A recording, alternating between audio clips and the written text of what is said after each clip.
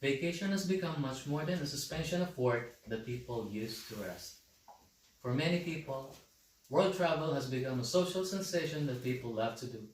Traveling exposes tourists to unique cultures, a different perspective of history, new culinary trends, and an introduction to how other parts of the world work and how others live. Traveling truly pushes you out of the comfort zone of your own predictable daily life and can be a real humbling experience. Imagine a place where summer is year round and people are warm, friendly, and love karaoke. Their culture is something new, yet very familiar. The sights are stunning below and above the sea. Great adventures are numerous and beaches are some of the best in the world. A place like this really does exist. Just like the locals say, it's more fun in the Philippines. I gathered you all here today to persuade you to travel to the Philippines because I like to give you more opportunity to discover an off the beaten path adventure.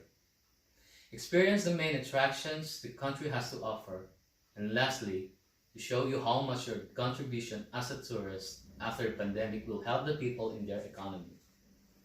You're probably wondering what makes traveling to the Philippines an off the beaten path adventure.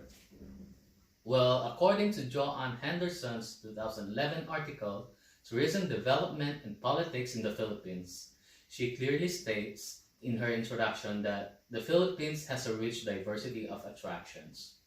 Yet its performance as an international tourist destination remains disappointing.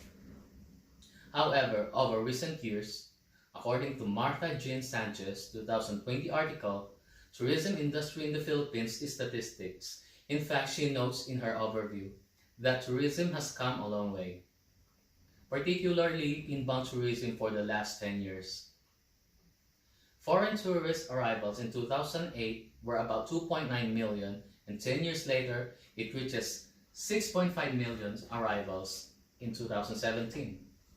Although tourism has picked up over the last 10 years, and the Philippines has become a much more desirable destination, still remains one of the most underrated travel destinations in the world.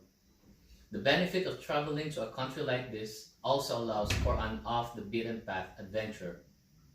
A budget-friendly vacation making it one of the most affordable destinations for tourists. Each island is surrounded by friendly locals as opposed to a flock of tourists. Lastly, the attractions Henderson mentions are not crowded. The ecosystem is untouched, and you are more than likely the only tourist and sometimes the only person of these attractions. In the 2018 article, 10 Best Ecotourism Experiences in the Philippines, author Veronica Valdeja notes each island group in the Philippines is blessed with bountiful nature, with attractions encouraging travelers to connect with the environment peacefully and respectfully. The Philippines has 7,000 plus islands, some are which are uninhabited, but each one of them offers a different experience. If you're interested in an adventure, prepare yourself to discover caves, chase waterfalls via moped. Island hop from one extravagant beach to the next and experience the thrill of a small or giant cliff dive. If you're in the mood to beach bum around, you'll have access to many untouched, pristine beaches where the water is crystal clear, refreshing after a hot, humid day. And hey, who knows, you might even have the opportunity to swim with a sea turtle. Nature and wildlife are known as one of the most diverse in the world, ranging from birds, plants, sea creatures, and it's home to one of the ugliest, cutest primates, the tarsier. Scenic views in the Philippines are some of the most iconic in the world, ranging from geological formations such as the Chocolate Hills to the several municipal tidal beaches and rice fields to below the sea where it becomes a diverse paradise. If at some point you need a breather from outside, head indoors to many of the air-conditioned shopping malls and wander through budget-friendly wholesale shops and bargain stalls. What ultimately makes the Philippines so amazing is it really does have something for everyone.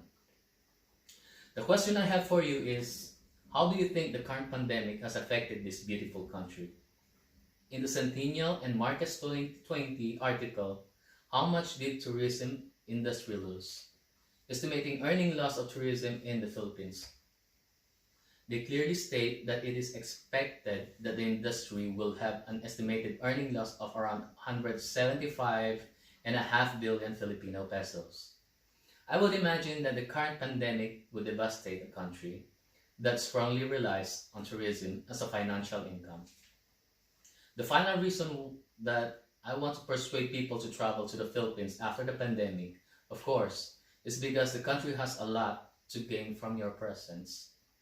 The contribution you give as a tourist will help prepare the local communities, but the people back to work, and overall help the economy. I have shared several reasons why you should travel to the Philippines: to discover off the beaten path adventure, to experience all the attractions the country has to offer, and how much your contribution as a tourist will benefit the people and their economy. I was born and raised in this country, and I've been here multiple times. I have experienced a lot of what this country has to offer. I promise I'll be back with more time to explore in depth. I want to encourage you to save the money for the plane ticket. Visit the many islands and experience one of the most underrated countries in the world, because the Philippines will never cease to amaze you, and it's more fun in the Philippines. Thank you.